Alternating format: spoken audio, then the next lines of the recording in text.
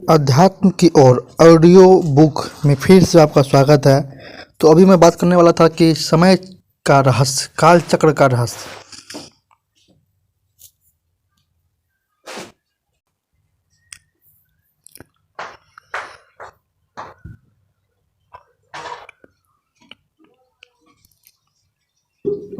दिन और रात के चक्र की अवधि 24 घंटे की होती है। इसी समय सीमा में उसे यह चक्र पूरा करना होता है। ऋतुओं के चक्र की अवधि 1 साल 1 वर्ष के अंदर ही उसे एक चक्र पूरा करना होता है। ठीक इसी प्रकार समूचे काल चक्र की भी एक निश्चित अवधि है और इसका समय 5000 साल का है। परंतु 5000 साल की बात पर कई मनुष्यों के मन में अनेक प्रश्न उभर आते हैं, जैसे 5000 वर्ष की संख्या कहाँ से आई। शास्त्रों में तो लिखा है लाखों साल का एक युग है। फिर यह 5000 साल का पूरा चक्र सतयुग, त्रेता, द्वापर, कलयुग कैसे होगा? क्या सबूत है? किसने कहा? कहाँ लिखा हुआ है? ऐसे अनेक प्रश्न मन में उत्पन्न होने लगते हैं। परंतु अगर पूछा जाए कि शास्त्रों में जो लिखा है कि लाखों साल का एक एक युग है, उसका कोई सबूत है? फिर बिना सबूत के लाखों वर्षों की बात कैसे मानी जा सकती है? वैसे देखा जाए तो कई बातों का सबूत नहीं है, फिर भी उन्हें मानते हैं। जैसे एक दिन में 24 घंटे होते हैं, यह गणना किस आधार पर की गई है? यही कहेंगे कि 60 सेकंड का 1 मिनट बनाया और 60 मिनट का 1 घंटा और बना, और इस तरह 24 घंटे में दिन और रात के चक्र को बांट दिया गया। परंतु अगर 50 सेकंड का 1 मिनट बनाते और 50 मिनट का 1 घंटा, या 100 सेकंड का 1 मिनट और 100 मिनट का 1 घंटा भी बनाया जा सकता था। इससे शायद घंटे बढ़ जाते या कम हो जाते, लेकिन दिन और रात के चक्र की अवधि तो वही रहती, चाहे उसको 24 घंटे में बांटो, 25 घंटे में बांटो या 20 घंटे में बांटो। दिन और रात का चक्र तो कम ज़्यादा नहीं होने वाला था, वह तो उतना ही रहना था। परंतु यह प्रश्न कोई नहीं पूछता बिना कोई सबूत मांगे। हमने 24 घंटे को एक दिन की अवधि के रूप में स्वीकार कर लिया और अपने जीवन को उसमें ढाल लिया। इसी तरह आधुनिक विज्ञान ने कहा है कि पृथ्वी को सूर्य का चक्कर लगाने में 365 दिन लगते हैं और सारे संसार में उन्हें स्वीकार कर लिया। वह 365 दिन को अंग्रेजी कैलेंडर के रूप में सेट कर साल का चक्र बना दिया। परंतु यदि आप प्राचीन भारतीय विज्ञान के आधार पर बने हुए कैलेंडर को देखें तो साल में 354 दिन होते हैं और प्राचीन भारत का विज्ञान भी परिपूर्णता था, क्योंकि भारत ने ही सारे विश्व को सुन दिया था। उसी से आधुनिक विज्ञान भी विकसित हुआ। आज भी हिंदू कैलेंडर के हिसाब से पूर्णमासी या अमावस्या पर पूरा समुद्र का पानी ज्वार भाटे के रूप में उछलता है। सूर्य ग्रहण या चंद्र ग्रहण कब, और यह हिंदू कैलेंडर के आधार पर ही अच्छी तरह से जान सकते हैं, इंग्लिश कैलेंडर के आधार पर नहीं। पर प्रश्न यह उठता है कि 365 दिन सही है या 354 दिन? भारतवासी दोनों कैलेंडरों को लेकर चल रहे हैं। दुनिया का कारोबार अंग्रेजी कैलेंडर से पर चल रहा है और तीज, त्योहार, मुहूर्त आदि जो कुछ निकलता है वह हिंदू कैलेंडर के अनुसार चलते हैं। यही कभी नहीं कहते कि इंग्लिश कैलेंडर के आधुनिक विज्ञान के आधार पर बना है, इसलिए हिंदू कैलेंडर को फाड़ कर फेंक दो और न कभी कोई सबूत भी मांगा, परंतु स्वीकार कर लिया। कहने का भाव यह अर्थ है कि सारी दुनिया में इस बात का कोई सबूत नहीं है कि दिन और रात की अवधि को 24 घंटे में क्यों बांटा गया और 24 घंटे की गणना किस आधार पर की गई है। साल के चक्र का कोई सबूत नहीं है। 365 सही या 354 सही, और 5000 वर्ष का सबूत चाहिए और पूछते रहते हैं कि 5000 कहाँ से आए। कमाल की बात तो यह है कि छोटी सी गिनती का हमारे पास सबूत ही न हो और 5000 का सबूत मांगे। कई लोग सोचते कैसे मान ले। सोचने की बात है। अगर कोई कहे कि मैं 24 घंटे को कैसे मान लूँ और दुविधा में रहे तो कौन परेशान होगा? वह व्यक्ति जो दुविधा में है वह खुद परेशान होगा और अपने जीवन को 24 घंटे के हिसाब से सेट नहीं कर पाएगा। इसीलिए वह स्वीकार करके चलता है और सेट कर लेता है तो उलझेगा नहीं। ऐसे ही अगर 5000 साल के काल चक्र को जो व्यक्ति स्वीकार नहीं करता है वो अपने जीवन में समझ नहीं पाएगा और जो घटनाएं जीवन में घटती है उसके लिए दूसरों को दोषी समझकर अपने जीवन में परेशान ही रहेगा। जिस तरह बीज गणित के थ्योरम को हल करने के लिए सपोज एक्स मान लिया जाता है, उसको सुलझाकर सही उत्तर मिलता है, ऐसे ही जीवन की गुत्थियों को सुलझाने के लिए काल चक्र या सृष्टि चक्र की अवधि को सपोज 5000 वर्ष मानकर चले तो जीवन सरल हो जाएगा।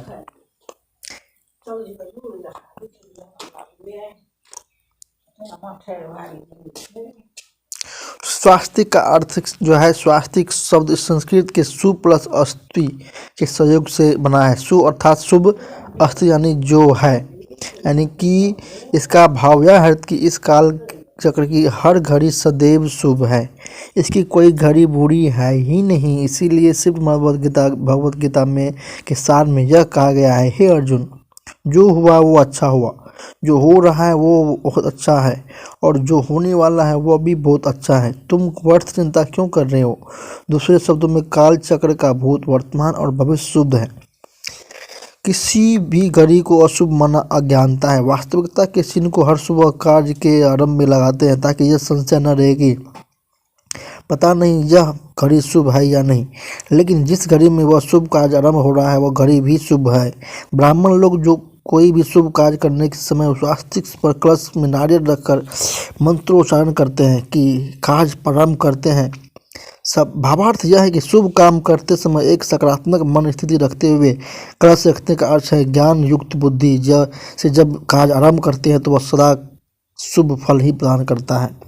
नारियल फल जो त्रिफल भी कहते हैं, त्रिफल माना से श्रेष्ठ फल ही प्राप्त होता है। कितना ऊंचा भाव है भारतीय संस्कृति में, लेकिन साधारण लोग इस बात को समझ नहीं पाते हैं।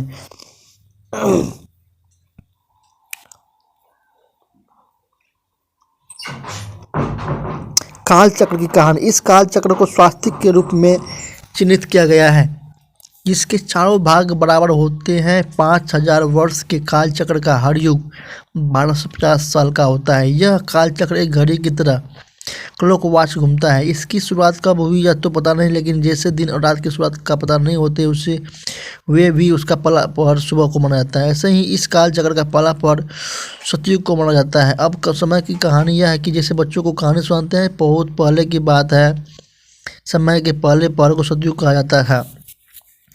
काल चक्र के पहले पहर की शुरुआत स्वास्तिका के राइट हैंड से होती है। राइट हैंड माना राइटियस, पवित्र, सच्चा, इसलिए कोई भी शुभ काम दाहिने हाथ से किया जाता है। स्वास्तिका का हाथ दाहिना ओर से आशीर्वाद की तरह है, जो इस बात का सूचक है कि सतयुग में सभी आत्माएं परमात्मा से आशीर्वाद की प्राप्ति से संपन्न था, इसीलिए उन्हें भगवान भगवती के रूप में जाना जाता था। धर्म ग्रंथों से में इस बात के संकेत मिलते हैं। बाइबिल में जेनेसिस चैप्टर 1 में कहा गया है, परमात्मा ने मनुष्यों को अपने जैसा बनाया था। God made man is has on image. सतयुग से पहले कलयुग था और कलयुगी पतित मनुष्यों को अपने सम्मान पूजनीय बनाया था। गुरु नानक देव जी ने भी कहा, मानस ते देवता की करत न लागी वार। और हिंदू धर्म में भी कहा गया है, नर ऐसी करनी करे जो नर बने और नारी ऐसी करनी करे जो श्री लक्ष्मी बने। अर्थात कलयुगी नर नारी ही अपने करने द्वारा श्रेष्ठ बन सकते हैं। त्रेता युग।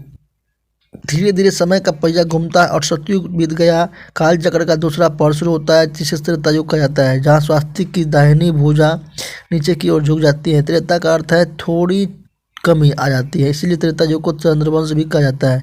चंद्रवंशी सतयुग को 16 कला संपूर्ण की स्थिति से 2 कला नीचे उतर आते हैं। हालांकि उनकी पवित्रता में आभा में कोई ज़्यादा अंतर नहीं आता है, परंतु जैसे संपूर्ण चंद्रमा को 2 दिन बाद देखो तो उनकी रोशनी में कोई अधिक अंतर होता है।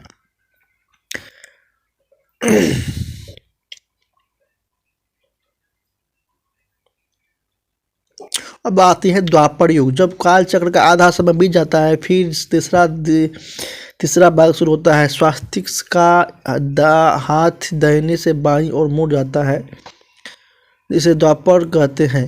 द्वापर का अर्थ है जहाँ 2 पूर्व अर्थात होते हैं, एक धर्म सत्ता दूसरी राज सत्ता, दोनों अलग होने लगता है।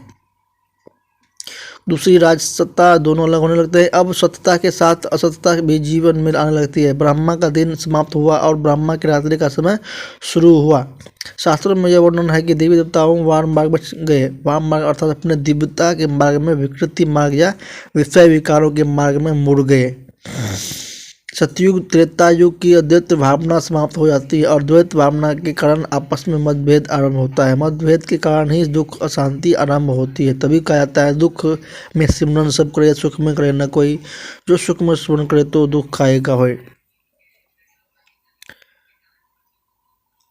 इस्लाम धर्म के प्रवर्तक इब्राहिम जहाँ गए थे वहाँ के समाज की रचना में जीवन जीने की सिद्धांत का अभाव था। इसीलिए उन्होंने अपने प्रचार में जीवन जीने के कुछ सिद्धांत बताए जो आज भी पवित्र धर्म पुस्तक में लिखे हुए हैं। बौद्ध धर्म भी आई थी शिक्षी चक्र में, और बुद्ध धर्म के स्थापक महात्मा बुद्ध ने समाज की रचना में दो बातों की कमी देखी। एक यह कि मानव दिन प्रतिदिन बहुत ही धर्म भ्रष्ट और क्रम भ्रष्ट हो रहे हैं। क्रिश्चियन धर्म भी यही बात बताता है। क्रिश्चियन धर्म ने समाज में दो बातों की कमी देखी। पहली बात, मानव जीवन में झूठ का बोलबाला और सत्यता का अभाव है, और दूसरा उसमें प्रेम भावना का अभाव है।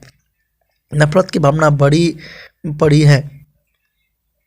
कलयुग इस तरह धीरे धीरे समय का पहिया घूमते घूमते उत्तर शक्ति होकर देखते हुए अनेक प्रकार के अनुभवों को अपने हृदय में समाप्त हुए काल चक्र में चौथा युग आया, जिसे कलयुग अर्थात कला कलेश का युग कहा गया है। शास्त्रों में कहा गया है जब कलयुग आया तो राजा परीक्षित का राज चल रहा था, और कलयुग ने दस्तक दी। तब परीक्षित राजा ने पूछा कौन, और कलयुग ने जवाब दिया मैं कलयुग हूँ। राजा ने पूछा क्या चाहते हो? कलयुग ने कहा कि थोड़ा सा स्थान आपके राज्य में चाहता हूँ। राजा ने मना कर दिया, मेरे राज्य में आपको स्थान नहीं मिलेगा। कलयुग ने कहा दोस्त देखो राजन, मेरा समय आ चुका है, मुझे आना ही पड़ेगा, आप मुझे स्थान दो। तब कहा जाता है कि परीक्षित राजा ने 4 स्थान बताए और कहा कि आप शराब खानों में, जुए खानों में, वैश्यालयों में और कसाई खानों में अपना स्थान ले लो हो, लेकिन वहाँ तक ही सीमित रहना, बाहर नहीं आना।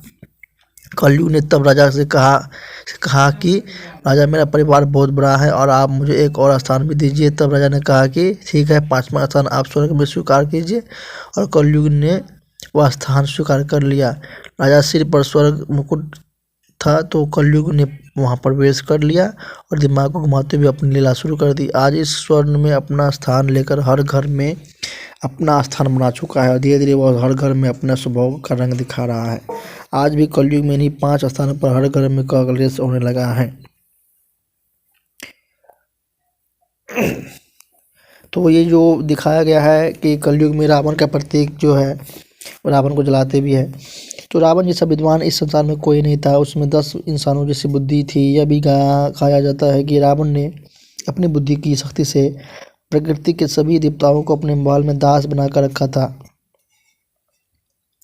उनकी सेवा में तत्पर थे। इंद्र देव उसके महल में पानी भरता था, वायु देवता पंखा हिलाता था और अग्नि देवता खाना पकाता था। रावण जैसा शक्तिशाली भी कोई नहीं था, उसके पास दिव्य अस्त्र शस्त्र थे। रावण जैसा धनवान कोई नहीं था, उनकी पूरी लंका सोने की बनी थी।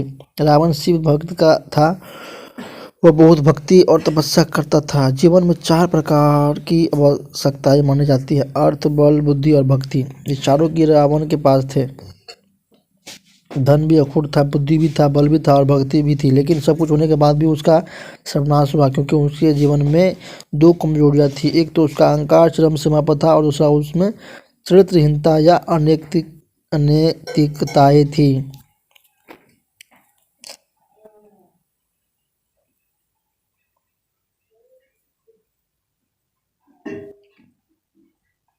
देख तेरे संसार का हालत क्या हो गई, भगवान कितना बदल गया इंसान। एक गीत और भी है भाई, श्री रामचंद्र कह गए सिया से, ऐसा कलयुग आएगा हर सुनेगा तिनका कोवा मोती चुगेगा।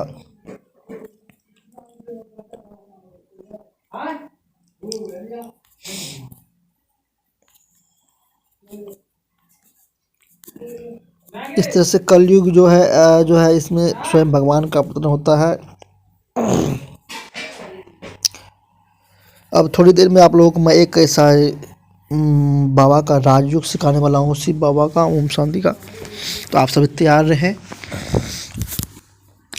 सभी आराम से बैठ जाए। जब सोए हुए तो सोए हुए आराम से सो जाए, कोई दिक्कत नहीं है। और आप अपने जो मैं अभी बताऊँगा वो आपको मन ही मन बोलना है। मैं जो बोलूँगा वो आपको बोलना है, और हम अपने मन को एक रूहानी यात्रा पर ले चलते हैं। आराम से बैठ जाए, कुछ क्षण स्वयं को आत्म भाव में अपने सत्वगुणी स्वरूप में अंतर चक्षु से देखे। धीरे धीरे स्वयं को देह से न्यारा महसूस करे। मैं आत्मा इस सृष्टि नाटक में एक श्रेष्ठ पाठधारी हूँ। मैं आत्मा स्वयं को अपने अनादि स्वरूप संपूर्ण स्वरूप में स्वयं को स्थित करती हूँ।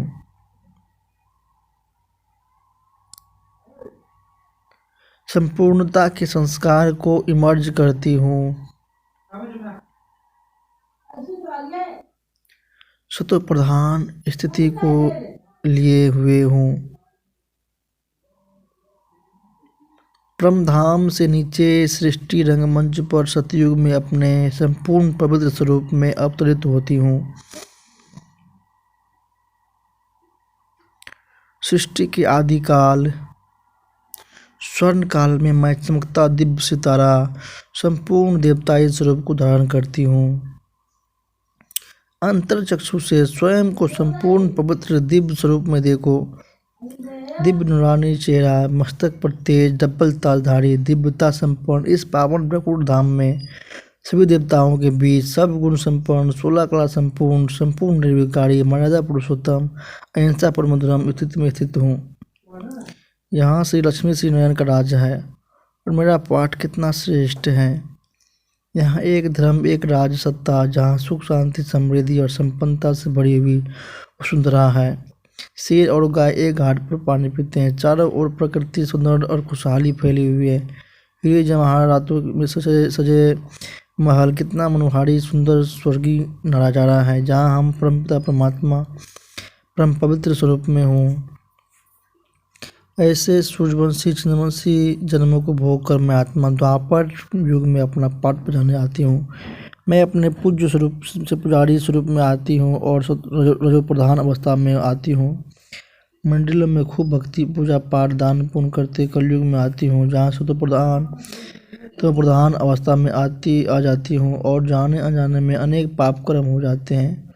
दुख शांति परेशानियों को भोगते हुए अब संगम युग में आज पहुँचती हूँ और इस अनमोल जन्म में मुझे मेरी भक्ति का फल परमात्मा ज्ञान की प्राप्ति हुई और मैं परमात्मा वर्ष की अधिकारी आत्मा बन गई। मैं कितनी श्रेष्ठ भागवान आत्मा हूँ जो स्वयं भगवान ने अपने श्रेष्ठ कार्य के लिए मुझे मददगार बनाया।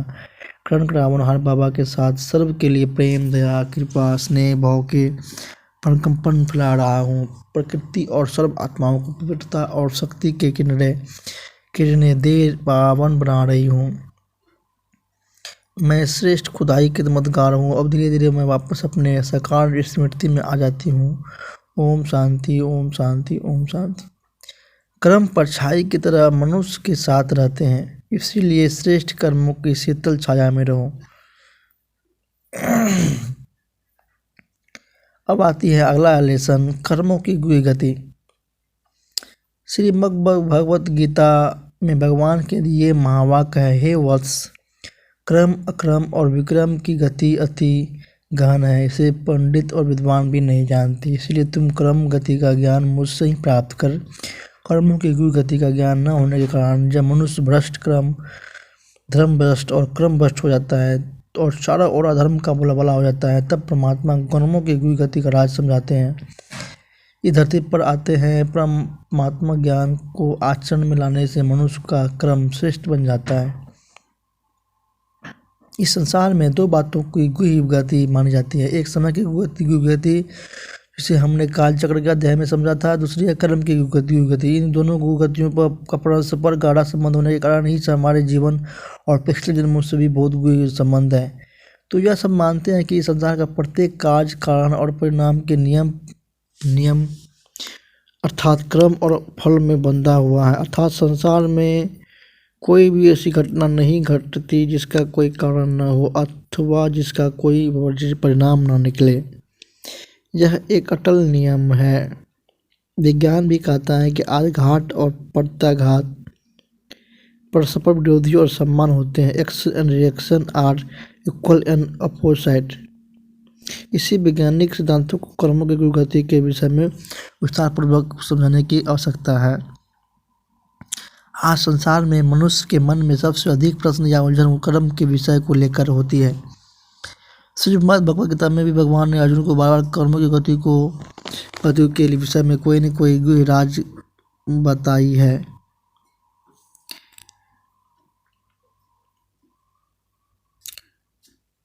जो करेगा सो पाएगा, जैसा करेगा वैसा पाएगा, जितना करेगा उतना पाएगा।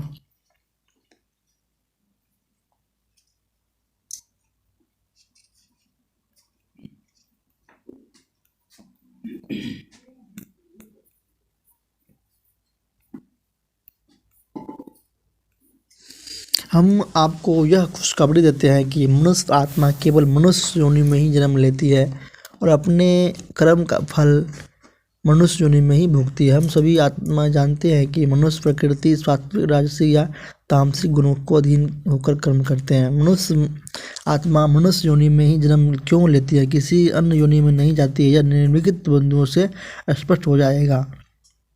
1 नंबर में, अगर हम यह स्वीकार कर ले कि मनुष्य अपने कर्म का फल भोगने के लिए अनेक पशु पक्षियों की योनि में से गुजर कर सारे हिसाब किताब कर अंत में जाकर मानव देह को प्राप्त करता, तो फिर यह दुर्लभ मानव जन्म तो हर प्रकार से पूर्ण होना चाहिए। फिर जब जन्म से ही तो अपाहिज होते हैं या किसी में शारीरिक अंगों की कमी होती है, तो जन्मते ही उससे कौन सा कर्म कर लिया जिसका उसे फल मिला। जब मनुष्य योनि में भी कर्म इंद्रियों वाले व्यक्ति उपलब्ध है, तो फिर दंड के लिए कर्म इंद्रियों वाली निकृष्ट योनि अवस्था पशु योनि में जाने की क्या बात क्यों है। दूसरा नंबर है, हम यह क्यों समझते कि पशु पक्षी की योनि भोगना की योनि है। क्या मनुष्य योनि भोगना की योनि नहीं है। आज मनुष्यों को अनेक प्रकार की चिंता अंदर ही अंदर खाई जाती है इस हिसाब से। तीसरा नंबर है भाई, अगर कई बार लोग यह भी कहते हैं कि मनुष्य जैसा कर्म करते हैं वैसा फल भोगने के लिए उसको उसी योनि जानकर फल भोगना पड़ता है। जैसे कोई चोरी करता है तो कहते हैं कि उस आत्मा को चोरी का फल भोगने के लिए बिल्ली बनना पड़ेगा। अब बिल्ली तो चोरी से ही दूध पीती है, तो उस आत्मा में सुधार तो हुआ नहीं और ही चोरी के संस्कार पक्के हो जाएंगे। तो इस हिसाब से जो है कर्म की गति कुछ अलग है। चौथा बात है कि सच तो यह है, मनुष्य अपनी योनि में रहकर ही अपने कर्मों का फल भोगता है।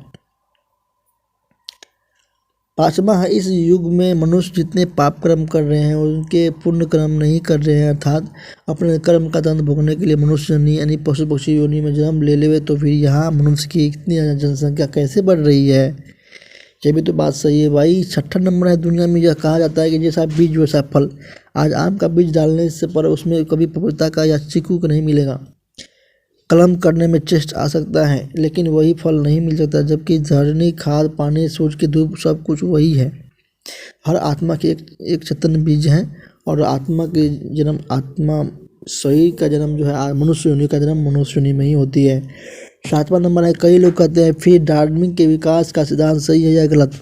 वैसे आधुनिक विज्ञान के स्वीकार किया है कि विकास का सिद्धांत कोई स्थापित सिद्धांत नहीं है, बल्कि वह एक अस्थायी प्राकल्पन थी, यानी उसे एक समय की अप्रमाणिकता मान्यता के रूप में दर्शाया है और इसलिए अब विद्यार्थियों के पाठ्यक्रम से भी इसे निकाल दिया गया है। इसी पर एक बार कार्टून बना जिसमें 3 बंदर आपस में बात कर रहे हैं। पहली बंदर बोला, सुना है कि मनुष्य कहते हैं कि वो हमारे वंशज है। दूसरा बंदर बोला, क्या कहा, मनुष्य का प्रमोशन हो गया क्या। तीसरा बंदर कहता है, मैं तो कभी मनुष्य को अपने वंशज के रूप में स्वीकार न करूं, वे तो एक दूसरे को खून के प्यासे हैं।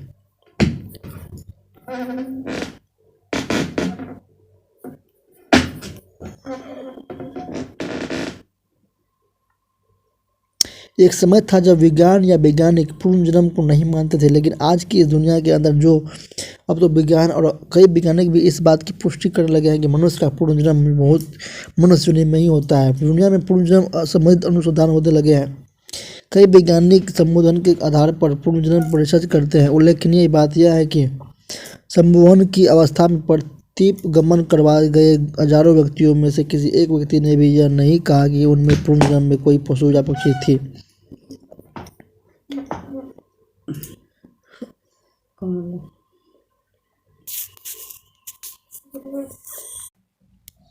अब आती है बात 5000 साल के चक्र में मनुष्य आत्मा के 84 जन्म।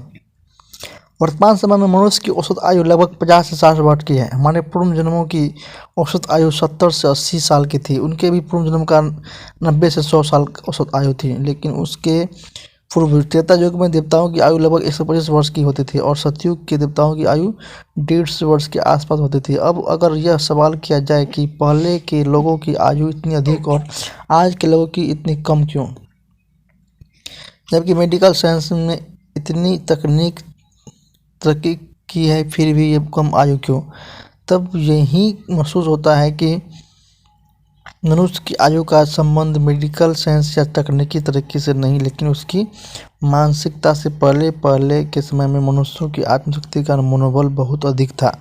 आज के मनुष्य का जीवन बहुत नाजुक हो गया है। मनुष्य के कर्मों से भारत के उत्थान और पतन की कहानी। यह भारत पहले बहुत महान था, श्रेष्ठशाली था, और भाषाशाली कैसे बनता है, यह पावन भारत पतित कैसे बन जाता है, यह पूज्य देवी देवताओं पूज्य मनुष्य कैसे बन जाते हैं, इस बात को लेकर अद्भुत सीढ़ी के माध्यम से दर्शाया गया है। मैं जो आपको बताऊंगा, सीढ़ी का पहला चरण है सतयुग। सीढ़ी के प्रथम पादान को संसार का आदिकाल कहा जाता है, जहाँ से कल्प का आरंभ होता है, जहाँ प्रकृति एकदम सत्वप्रधान अवस्था में है।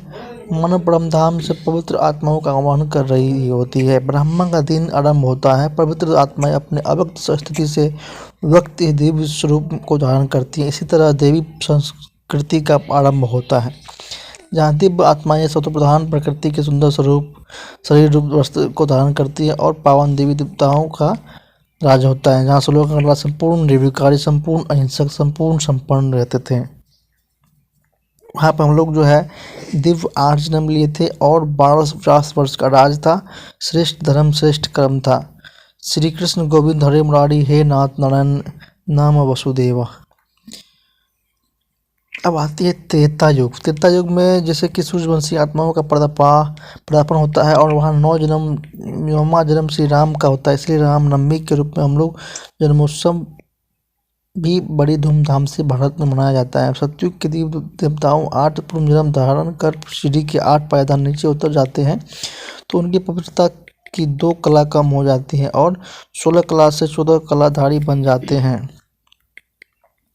जैसे पूर्णिमा के बाद चंद्रमा की कलाएं कम होती हैं, वैसे देवी देवताओं की पवित्रता और शक्तियों की कला थोड़ी कम होने के कारण उनके क्षत्रिय वर्ण के देवता के रूप में पहचान प्राप्त होती है। फिर भी उन्हें दिव्य गुण संपन्न, मर्यादा पुरुषोत्तम, अहिंसा, परमो धर्म वाले ही मानते हैं। ऐसे ही भारत का स्वप्न बापू गांधी ने भी देखा था कि सतयुग जितनी संपूर्णता न सही, परंतु भारत को राम राज्य जैसा हो तो बनाए। इस युग में सतयुग की 150 वर्ष आयु से कम होकर 125 वर्ष की हो जाती है और 1250 वर्ष के त्रेता युग में उनके जन्मों की संख्या बढ़कर 12 जन्म हो जाती है।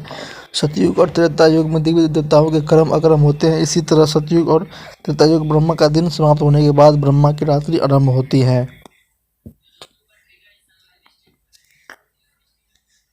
अब आती है द्वापर युग। धीरे धीरे सीढ़ी के 20 जन्मों की पैदान नीचे उतरकर काल चक्र का आधा समय 2500 वर्ष बीत जाता है। आधा समय बीतने के कारण आत्माओं में भी आधी कलाएं कम हो जाती हैं। 16 कलाओं से 14 कला और द्वापर युग में सिर्फ 8 कलाधारी रह जाते हैं। 2500 वर्ष शरीर के संबंध में रहने से देह के साथ लगा हो जाता है और देह अभिमान के वश कर्म करने लगते हैं। यही देह अभिमान वाला जीवन सभी विकारों का आह्वान करता है। इस तरह आत्मा अपने दिव्यता को खोने लगती है। सतयुग त्रेता के देवी देवता द्वापर के वैश्य वर्ण में आ जाते हैं और इस युग में आदिकाल में राजा विक्रमादित्य सर्वप्रथम ज्योतिर्लिंगम परमात्मा शिव का यादगार सोमनाथ मंदिर की स्थापना करके पूजा करते हैं। इस प्रकार भारत में अब विचारी भक्ति आरंभ होती है। फिर धीरे धीरे जो देवी देवता होकर गए उनकी लक्ष्मी, श्री नारायण, श्री राम, श्री सीता के रूप में पूजा होने लगती है। आत्माएं अपनी सत्वप्रधान स्थिति से रजो प्रधान अवस्था में आ जाती है और सीढ़ी के 20वें पूर्वजन्मों में से गुजरने के कारण आत्मा में शक्ति क्षीण हो जाते हैं, जिससे अकाली मृत्यु होने लगती है। इस कारण से आयु और कम हो जाती है और यहाँ 21 जन्म लेती हैं। आत्माओं का श्रेष्ठ कर्म का खाता छिन्न होने के कारण पुण्य कर्म करने लगती हैं। अब आती है कलयुग की बारी। ब्रह्मा की घोर अंधेरी रात प्रारंभ होते ही सीढ़ी के 42वें पायदान पर मनुष्य आत्माएं तमो प्रधान होने के कारण शूद्र वन में आ जाती हैं। 5 विकार रूपी माया का प्रभाव इस संसार के सभी प्राणियों पर पड़ जाता है। मानव आसुरी लक्षणों और आसुरी मर्यादाओं को जीवन में अपनाने से विकारी तथा भ्रष्टाचारी बन जाते हैं। आत्माओं में सिर्फ एक या दो कला रह जाती है। इसीलिए तो कहा जाता है, भले किसी व्यक्ति में कितने भी अवगुण हो, लेकिन कोई के गुण तो एक होगा। कहने का भाव है कि इस युग में एक या दो गुण की है आत्माएं रह जाती हैं। इस युग में प्रकृति भी सत्वप्रधान होने के कारण मनुष्य को रोग, शोक, वृद्धावस्था और अकाल मृत्यु आदि से पीड़ित करने लगती है। मनुष्य आत्म परमात्मा से योग भ्रष्ट होने के कारण प्रकृति के 5 तत्वों को ही ईश्वर मानकर बैठ जाते हैं। भूत प्रेत को पूजा करने लगते हैं भाई। और जो है पूरे दुनिया में अनुशासनहीनता, मतभेद, धर्मभेद, प्राण भेद, भाषा भेद आदि आदि के कारण दीन दगे फसाद होते हैं। नारी को भोग का साधन मानकर उसका तिरस्कार किया जाता है। कलयुग में कलाहीन तमोप्रधान अवस्था के कारण आयु बहुत कम हो जाती है। लोग अकाल मृत्यु का कारण बन गए हैं और इसीलिए जन्मों की संख्या बढ़कर 42 हो गई है। जहाँ मनुष्यों में विकार वृत्ति होने के कारण जाने अनजाने में भी बहुत पापकर्म या विक्रम या विकटन हो जाते हैं। और इस प्रकार अगर देखा जाए तो कलयुग में 8 जन्म, त्रेता युग में 12 और द्वापर में 21 जन्म और कलयुग में 42 जन्म मिलकर सब 83 यानी कि 83 जन्म होते हैं। और एक जन्म कलयुग और सतयुग के संधि काल संगम युग के संगम समय पर होता है। यही जन्म दुर्लभ है जो बार बार नहीं मिलता है मेरे मीठे भाई लोग। पुरुषोत्तम कल्याणकारी संगम युग। यह संगम युग 2 युगों कलयुग और सतयुग के संधि काल का समय है। इस समय आत्मा और परमात्मा का प्रत्यक्ष मिलन होता है। निराकार परमपिता परमात्मा शिव ब्रह्मा की रात्रि के अंत में अव्यक्त से व्यक्त रूप का आधार लेकर इस संसार में अवतरित होते हैं। धर्म का अधर्म का विनाश कर सत्य धर्म सनातन धर्म की स्थापना कर अपने गीता के वायदे के हिसाब से दिव्य जन्म को धारण करते हैं। रुद्र परमात्मा इस संसार में आकर अविनाशी रुद्र गीता ज्ञान यज्ञ रचकर मनुष्य आत्मा के ज्ञान के दिव्य चक्षु खोलकर उन्हें धर्म श्रेष्ठ और कर्म श्रेष्ठ बनाकर पुरुष से उत्तम पुरुष बनाकर सर्व का कल्याण करते हैं। परमात्मा शिव नर से श्री नारायण और नारी से श्री लक्ष्मी बनाकर संपूर्ण में परिवर्तन करते हैं। इस संगम युग में मनुष्य आत्मा का एक जन्म होता है और इस जन्म को ही दुर्लभ माना जाता है क्योंकि यह जन्म बार बार नहीं मिलता है। संगम युग के अलौकिक जन्म की विशेषता का वर्णन इस प्रकार है। 1 नंबर है,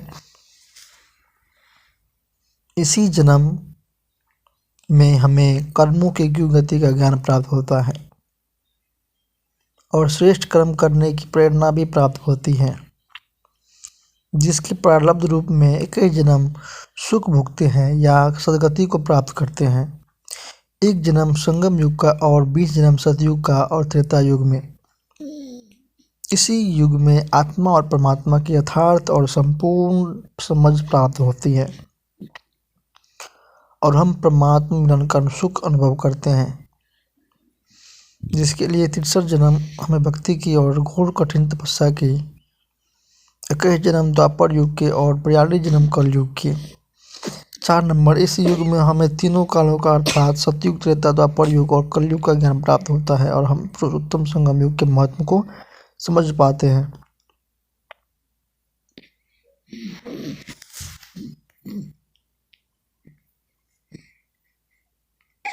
4 प्रकार के कर्म होते हैं भाई। सतयुग और त्रेता में अक्रम था, द्वापर युग में पूर्ण क्रम, कलयुग में जाने अनजाने पर में अनेक विक्रम या पाप क्रम और पुरुषोत्तम संगम युग में श्रेष्ठ क्रम।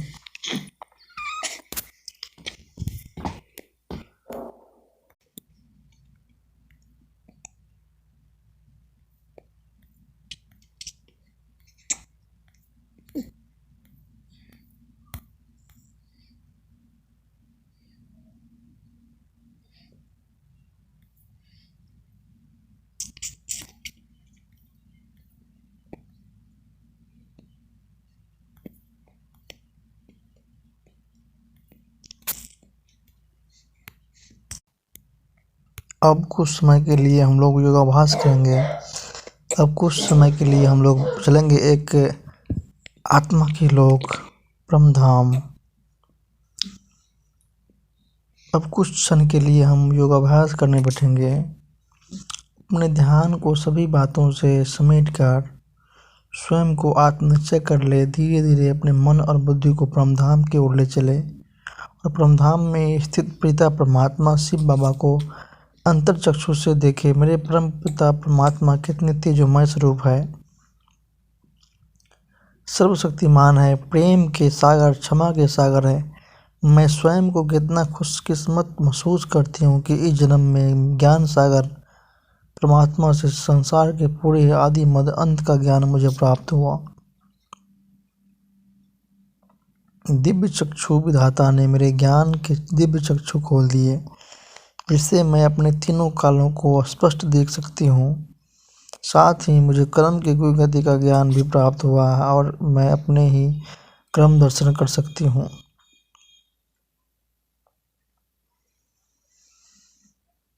सतयुग और त्रेता के 20 जन्मों में मैंने श्रेष्ठ कर्म का फलाभ सब प्रकार का सुख भोगा। द्वापर युग और कलयुग में आते अज्ञानता के कारण मैंने जाने अनजानेपन में बहुत पाप का एक खता इकट्ठा कर दिया। इस संगम युग में परमात्मा के सानिध्य में और श्रेष्ठ संग में मुझे अपने श्रेष्ठ कर्म का खाता जमा करना है, परंतु उसके लिए मुझे अपने पिछले पाप कर्म के खाते को समाप्त करना है और उसके लिए परमात्मा माता पिता के सम्मुख अपने इस जन्म के देह अभिमान के किए एक एक पाप कर्म को याद करते हुए अपने पिता परमात्मा से क्षमा मांगती हूँ। क्षमा के सागर परमात्मा मुझे मेरे गुनाहों का क्षमा दान दे रहे हैं। मैं धीरे धीरे स्वयं को उस बोझ से हल्का होते हुए महसूस कर रहा हूँ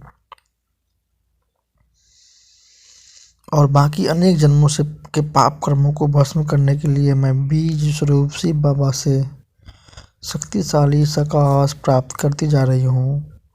मैं महसूस कर रही हूँ कि मेरे कई जन्मों के पाप क्रम मिट होते जा रहे हैं, दग्ध होते जा रहे हैं। मुझ आत्मा का मैल धुलता जा रहा है और स्वस्थ होती जा रही है। धीरे धीरे मेरा स्वरूप निर्मल होता जा रहा है और मैं स्वयं को एकदम हल्केपन में महसूस कर रही हूँ। मेरे स्वरूप में सत्वप्रधानता का निखार आता जा रहा है।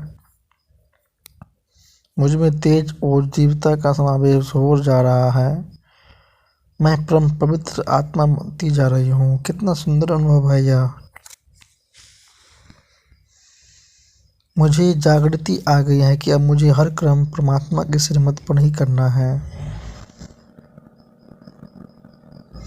और यथार्थ समझ से बड़ी सावधानी से करना है। अब धीरे धीरे मैं शुद्ध आत्मा संसार में अवतरित हो रही हूँ और शरीर में भ्रिकुटी के मध्य में विराजमान होती हूँ। अपनी पवित्रता के प्रकंपनों को मैं शरीर की सर्व कर्मनिधियों को प्रभावित करती हूँ। मेरे अंग अंग शीतल होते जा रहे हैं। अब इन प्रकंपों को मुझे अपने हर कर्म में संबंधों में प्रभावित करना है। ओम शांति, ओम शांति, ओम शांति। सर्व शक्तियों को साक्षी बनाकर सही समय पर उनका प्रयोग करने से कार्य में सफलता सहज प्राप्त होती है। अब आती है राजयोग द्वारा अष्ट शक्तियों की प्राप्ति।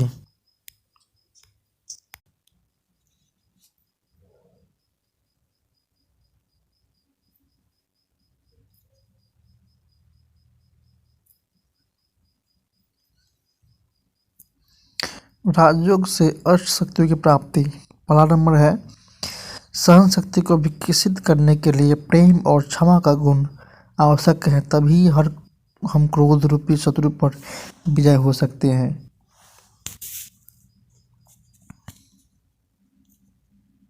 दूसरा है सामान्य की शक्ति को विकसित करने के लिए गंभीरता एवं हृदय की विशालता का गुण चाहिए, जिससे हम ईर्ष्या रूपी दुर्जय शत्रु पर विजय प्राप्त कर सकते हैं।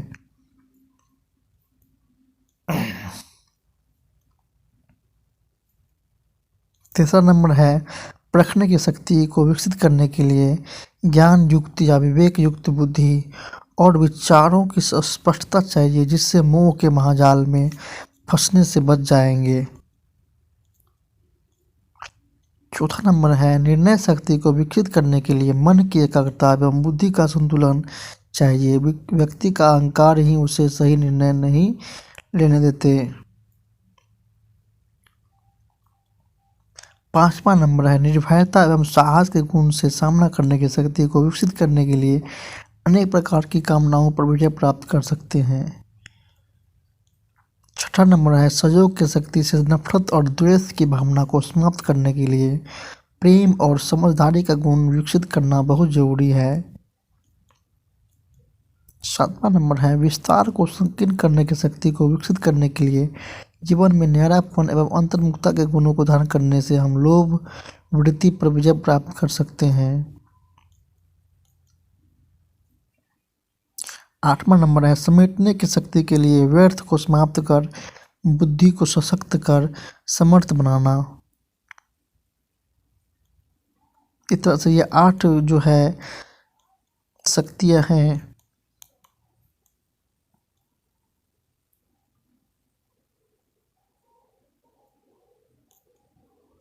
अब कुछ देर के लिए हम लोग एक योग करेंगे, अपने मन को सभी बातों से समेटेंगे और परमात्मा के दिव्य स्वरूप को देखेंगे। मैं एक शक्ति स्वरूप आत्मा हूँ।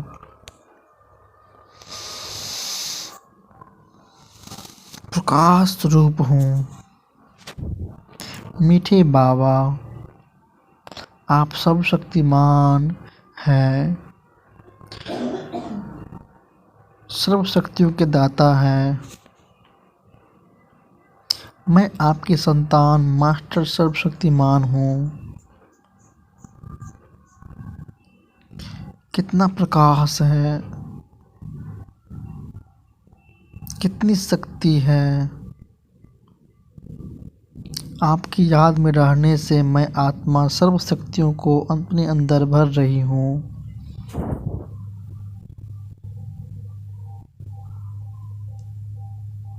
मैं आत्मा शक्तियों से सशक्त बन रही हूँ। इन शक्तियों का प्रकाश मेरे चारों ओर फैल रहा है।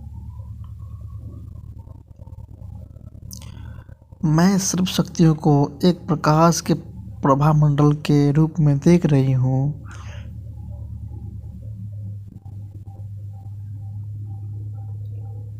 मैं प्रकाश स्वरूप और शक्ति स्वरूप हूँ। मैं आत्मा बीज स्वरूप हूँ। लाइट माइट हूँ। माइट हाउस हूँ। विश्व कल्याणकारी हूँ। मुझे इस प्रकाश और शक्ति की किरणों को सारे विश्व में फैलाना है।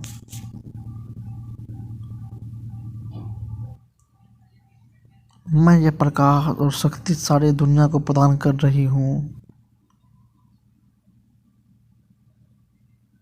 इन शक्तियों से मैं मायाजित बन रही हूँ। मैं नए विश्व का मालिक बन रही हूँ। मैं रूप में ज्योति बिंदु स्वरूप हूँ, लेकिन शक्ति में सूर्य के समान हूँ। इसी लाइट और माइट के से सारे विश्व का कल्याण होगा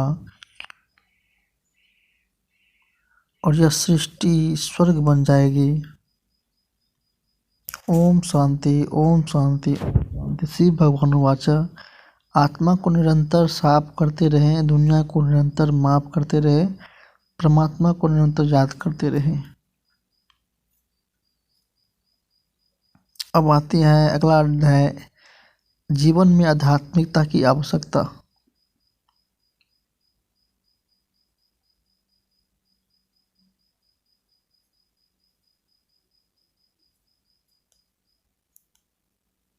आत्मा को सशक्त एवं मन की प्रतिरोधक शक्ति को बढ़ाने के लिए निम्नलिखित 3 बातें आवश्यक है। श्रेष्ठ एवं शुद्ध विचार है मन की खुराक। मन को श्रेष्ठ एवं शुद्ध विचारों की पौष्टिक खुराक देना आवश्यक है, क्योंकि इससे ही व्यक्ति के मन को ताकत मिलती है। पौष्टिक खुराक वाले शुद्ध एवं श्रेष्ठ विचार सिर्फ आध्यात्मिक ज्ञान से ही प्राप्त होते हैं। यह आध्यात्मिक वर्तमान समय की जीवन शैली की गुमशुदा कड़ी है। यह गुमशुदा कड़ी इसलिए बन गई है क्योंकि मनुष्य आध्यात्मिकता के सूक्ष्म प्रभाव को जीवन में महसूस नहीं कर पाया है, और इसीलिए इसमें उसने आध्यात्मिकता के लिए समय निकालने की आवश्यकता को नहीं समझा। परिणाम स्वरूप धीरे धीरे उसकी आत्मिक स्वरूप क्षीण होती गई।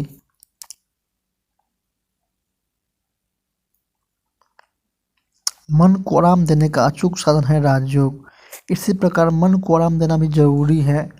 व्यक्ति रात को थक कर सो जाता है और लेकिन उसका मन जो है सूक्ष्म स्तर पर कार्य करता रहता है, चाहे स्वप्न के रूप में हो चाहे विचारों के रूप में, तो वह तो सारी रात कार्य करती रहती है। इसलिए व्यक्ति को ये जब सुबह उठता है तब भी उसे ताजगी का एहसास नहीं होता है। इसलिए रात को सोते वक्त मेडिटेशन करना जरूरी है। मन का व्यायाम। जिस प्रकार शारीरिक का तंदुरुस्ती के लिए शरीर का व्यायाम करते हैं, उसी प्रकार मन को पावरफुल बनाने के लिए मन की एक्सरसाइज करना भी जरूरी है। मन के लिए एक्सरसाइज है सकारात्मक चिंतन। आज के युग में मानव का मन नकारात्मक दिशा में बहुत जल्दी और सहज मुड़ जाता है। समय की पुकार। अब समय की यही पुकार है कि जैसे व्यक्ति अपने शारीरिक स्वास्थ्य को लेकर सचेत है, वैसे ही मानसिक स्वास्थ्य को लेकर इससे भी अधिक सचेत रहने की आवश्यकता है।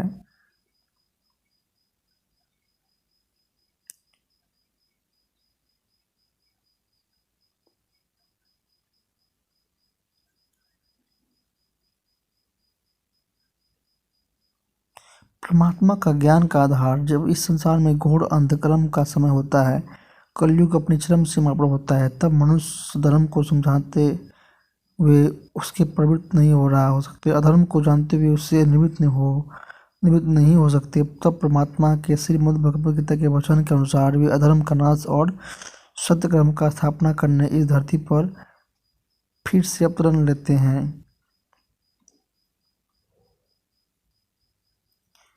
यह परमात्मा का जो ज्ञान का मुरली है, उसका क्या महत्व है। यह परमात्मा महावाक्य प्रतिदिन मनुष्य आत्मा का हम लोग बच्चों के प्रति एक मधुर पत्र है। कहा जाता है जवाहरलाल नेहरू जी ने जब जेल में थे तो प्रतिदिन इंदिरा जी के नाम पर एक पत्र लिखते थे और उन पत्रों के माध्यम से उन्हें राजनीतिक की गूढ़ रहस्य सीखते थे, जिस कारण वे उन्हें लोगों में द आयरन लेडी का खिताब दिया था।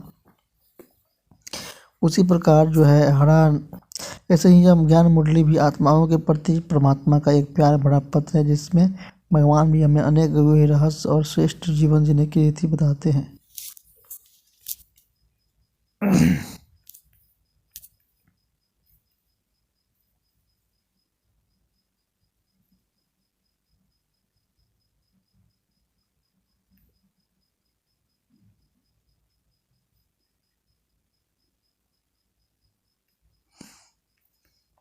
तो ओम शांति, ओम शांति, ओम शांति।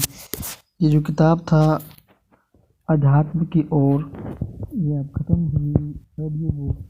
अब अगला किताब में अगला वीडियो ऑडियो लेकर मैं आऊँगा, तो आप लोगों को फिर से तब तक के लिए धन्यवाद। अगला वीडियो जो आएगा ऑडियो बुक, वो आप लोगों को फिर से नया मिलेगा। तब तक के लिए धन्यवाद।